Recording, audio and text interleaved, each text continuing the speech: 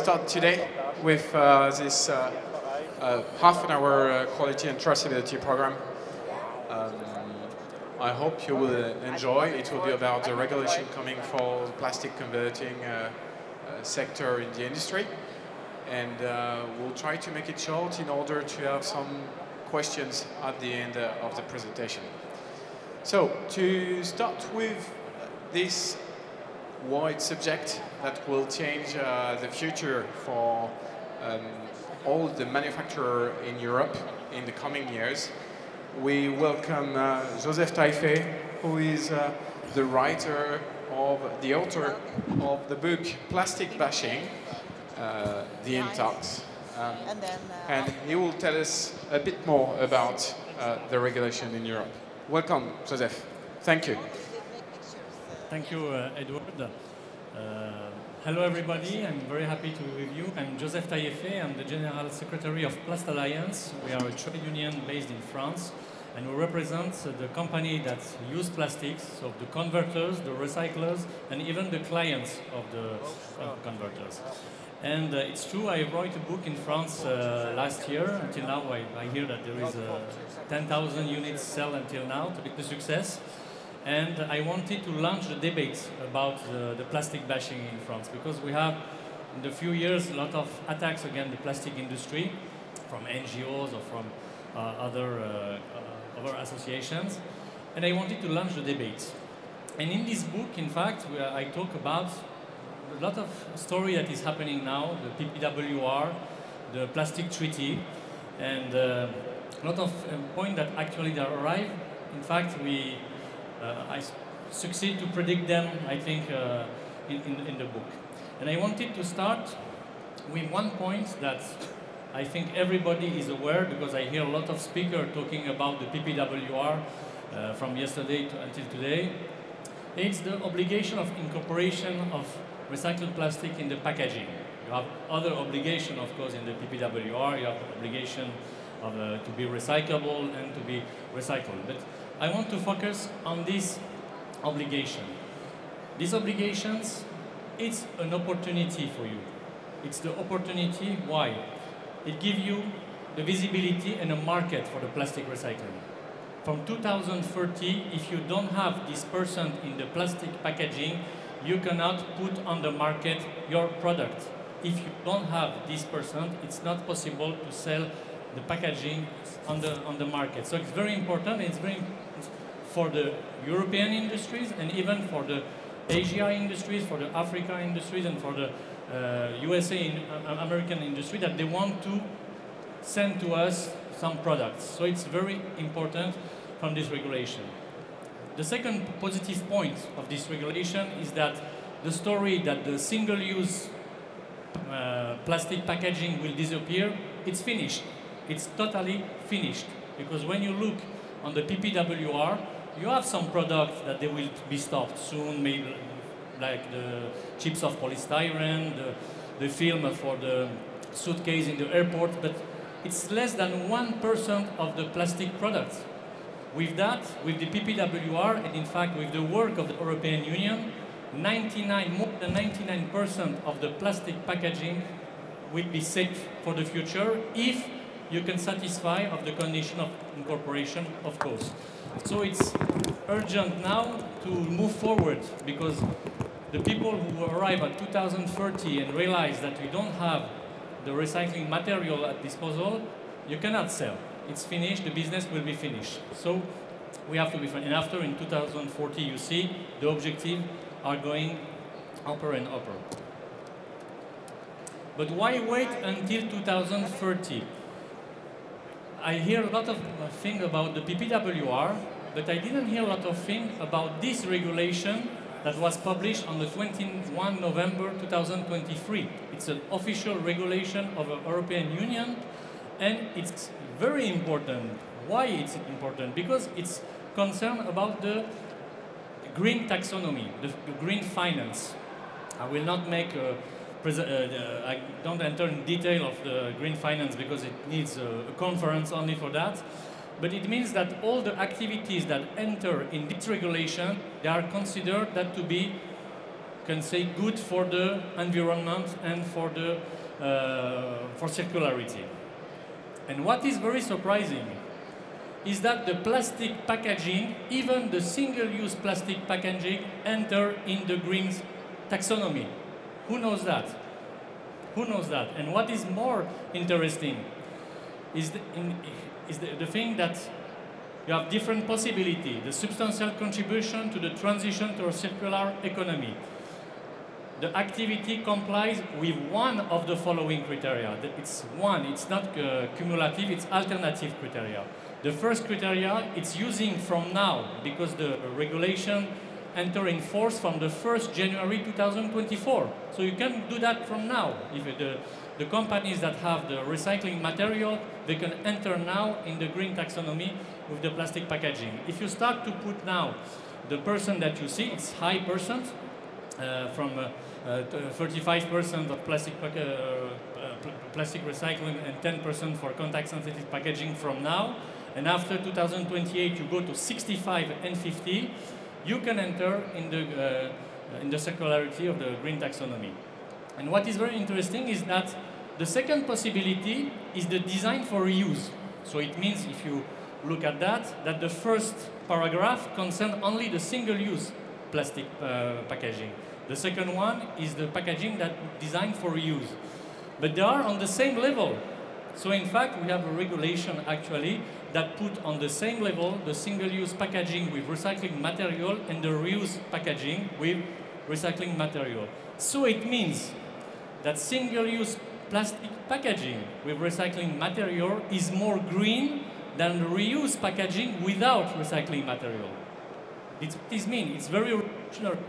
It's very interesting. There is other possibility. I didn't put it because it's possible if you use, for example, bio-waste, you can enter too in the green taxonomy. So when you see everything like that, you see that this is in fact the carrots. It's not the stick, it's the carrot. It's for pushing you to enter from now in the circularity and take an advance with the competition. Because when you are inside the green finance, you have advantage in the rates for interest for the bank.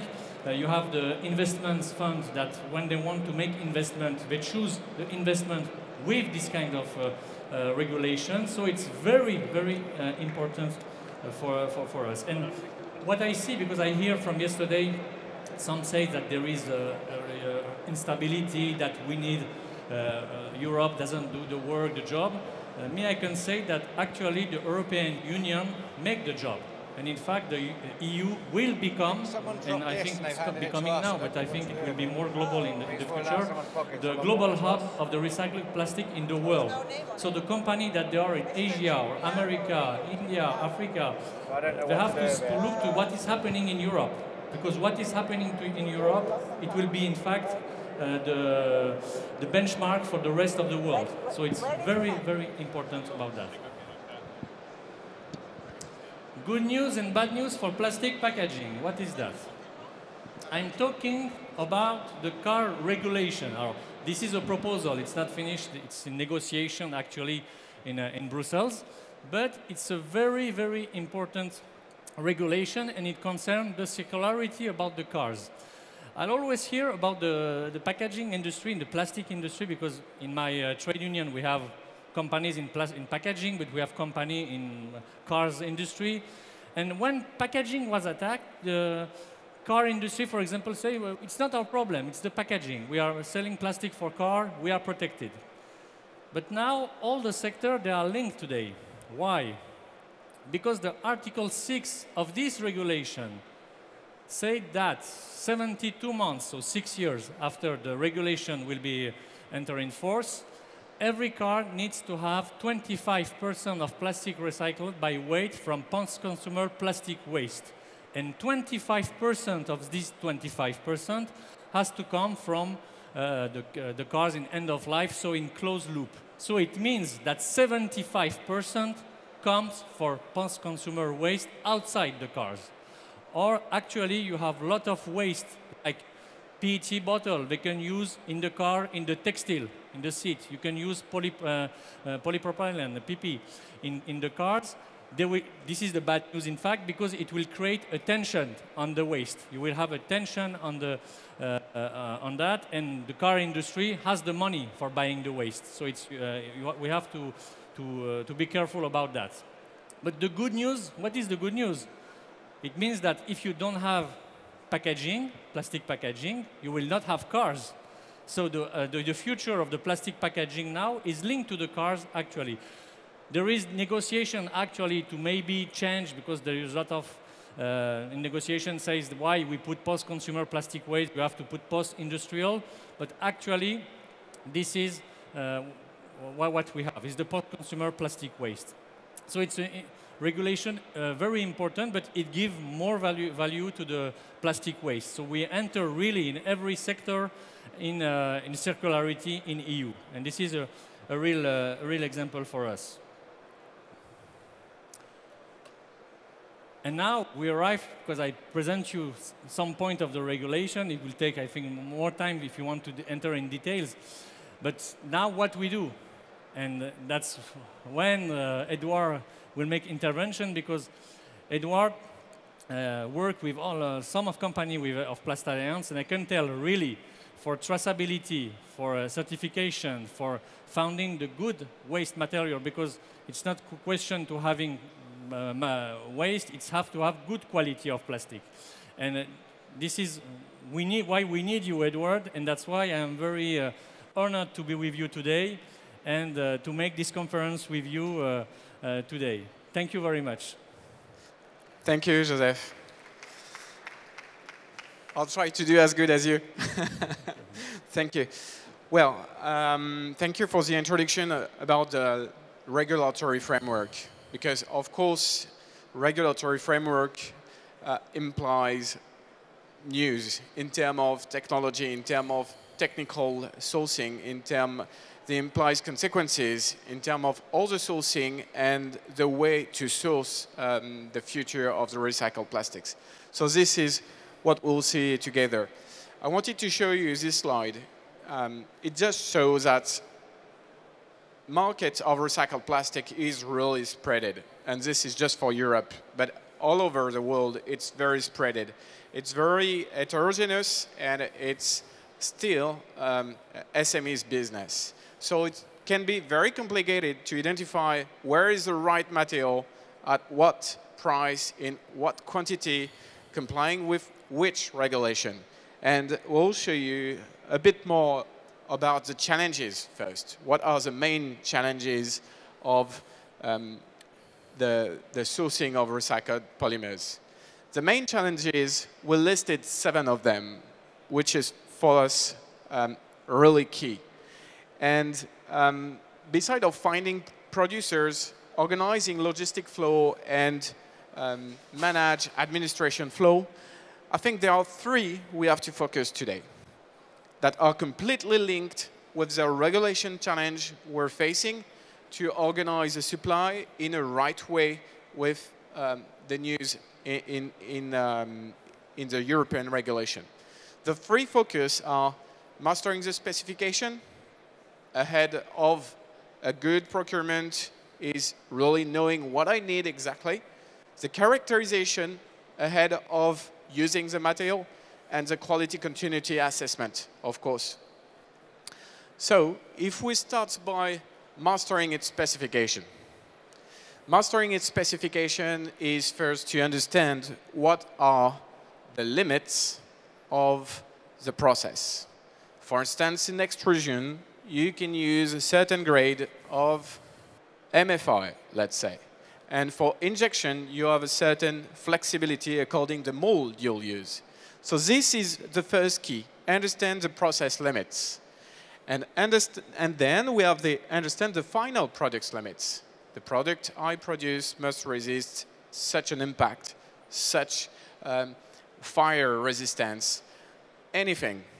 And at the end, what we have to do when we gather all of this is to design what it takes to find the convenient material. So how we do this? I took some examples. Here, it's a virgin material. Many of our customers are basing their specific requirement, their technical requirement, on a virgin technical datasheet. And here, in this technical datasheet, I took out the elegant elongation at break. I want to dig up on these examples. I want to show you something. We worked a lot on the elongation at break of this specific material. This material I just showed you is an extrusion material, so it's hard to inject it. And what we did at the beginning, we requested several laboratories that are all COFRAC 17025, so it's the highest level of certification for laboratories. And we requested them a list of data, of course, a list of results. But inside there were, of course, the elongation at break. And what we sought out is a result as low as 35% of elongation at break. Do you remember the number? It's 600% on the technical datasheet. And it is the same material. So what does it mean? It means measuring material sometimes is not enough. It means that you have to understand what material you have in hand and manage it to measure it appropriately. And what we did at Poly2Poly after a long work, we conclude to two things. First, we are able to overperform what unspecialized laboratories are doing because we reached now 400%. And the second thing that is very important, if we rely only on the virgin technical datasheet, 600, we are making a mistake. We're wrong. Because 600 is not accurate. 600 is not the real number we should target to let the chance to the circular polymer. If we want to integrate circular polymer, we have to understand the measurement, and we have to target this number. And then the circular polymers has a chance to go through. Do you understand the logical? And this is the same for all the measurements. I just took elongation at break to show you, but it's the same for all measurement. Just to make the long story short about the first step, which was mastering his technical requirement. There are many barriers, but the first one is to understand all material, and what is the way to go through is to do counter-typing, or you can also call it reverse engineering and laboratory-based reverse engineering. So you better understand what is the material you are using, and then you have data out of this material. Either it is virgin or circular, and you can better look for the next candidate of circular polymer. And then what we do is we offer a design a way to make your technical requirement more reliant with your process and your final product. The step after, to know exactly what you need to introduce recycled polymers in your production, is of course characterization. But as I showed in the virgin technical datasheet, characterization is an art. It's not just easy to do. So what is key is producing a trustable data and a comparable data. To be able to compare one material with another, it's really key. And from a laboratory to another, from a brand to another, it's very complicated. That's why at Poly2Poly we centralized all the analysis we made. And so we go quite far at characterizing polymers. We do it for more than 600 materials now, but it's not enough characterizing. Characterizing is just the beginning. Quality assessment and giving data according to the life of the material is key. And assessing the quality continuity of the material is like understanding the life of the material and the up and down in quality for certain criteria like AMFI, like, I don't know, color, like mechanical performances, and assessing all of this according to life will give you a window of what are the future performances of the material and what is the acceptability of this material in a certain process. So, we're nearly, let's say, we're 2/3 of the presentation. We nearly finished the technical part. And I'll tell you a bit more who is Poly2Poly, who we are. Our DNA. We are based on the fact that the market is missing a clear, transparent, and standardized technical data sheet. So we took this observation and we try to find a solution to make it clearer and more transparent. The second observation is the market is always organized from the virgin to circular, is always organized around producer or traders.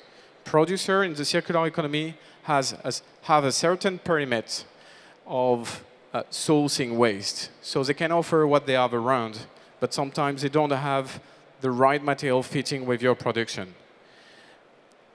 On the other side, we have traders. And traders for circular polymers are sometimes, let's say, trading recycled polymers is not like trading virgin polymers. Virgin polymers is very easy to trade. But recycled polymers, it's quite more complicated. And sometimes traders are not able to understand all the techniques behind the circular polymers.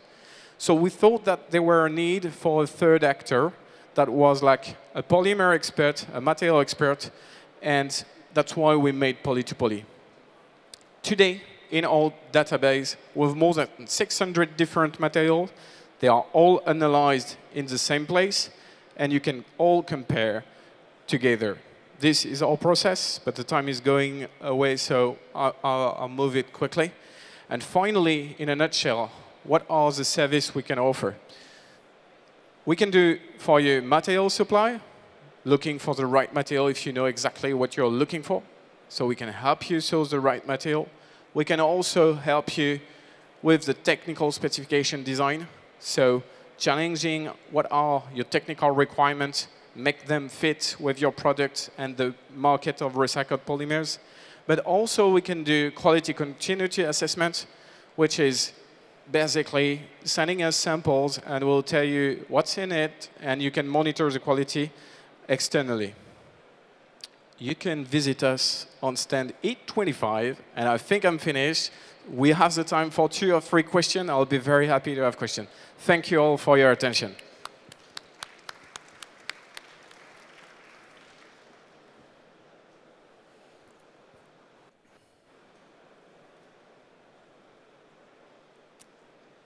No question. Do you have any questions, Perfect. Joseph? I have answers, but no questions.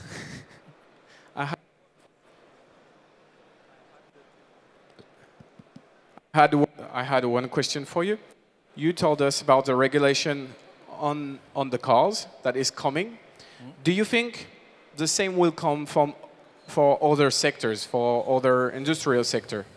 In fact, yes, I didn't enter in the detail of in the green taxonomy. If you go in the green taxonomy, you have a big part of the plastic packaging, but you have some point about the electrical plastic. If you use plastic in electrical device, in the construction, you have that. So, actually, to start with the car. But what is important in the car is that, in fact, is the creation of the open loop. In fact, you have a regulation that says that open loop now it's legit, we can say.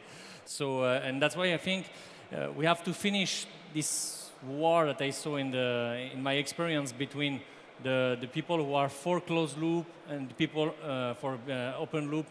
The most important is that the waste didn't finish in the nature or in the ocean. It's what we want. So if it's recycled, a bottle can be recycled and go inside a car, it's not a problem for me. If you go bottle to bottle, it's okay too.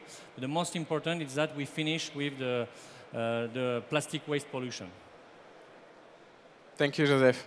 Thank you. Thanks to you. Merci beaucoup. Thank you.